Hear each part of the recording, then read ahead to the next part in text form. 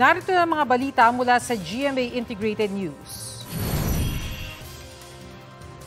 Asahan ang kalat-kalat na pag-uulan bukas, bunsod ng amihan at easterlies. Magiging maulap na may mahihinang pag-ulan sa Apayao, Cagayan at Isabela.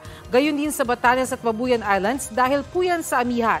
Bahagyang maulap na may isolated rain showers naman sa Metro Manila at iba pang bahagi ng bansang dulot ng easterlies at local thunderstorms. Kaya maging alerto sa posibleng flash floods at landslides.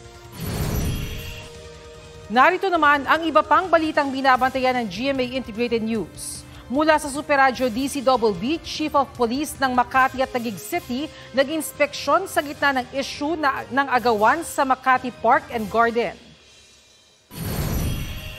Bureau of Immigration nagpaalala sa mga minor de edad na mag-a-abroad para manood ng concert ni Taylor Swift na kumuha ng security clearance sa DSWD.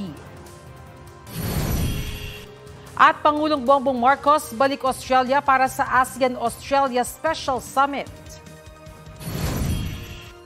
Para sa mas malaking misyon at mas malawak na paglilingkod sa bayan, ako po si Bernadette Reyes ng GMA Integrated News, ang News Authority ng Pilipino.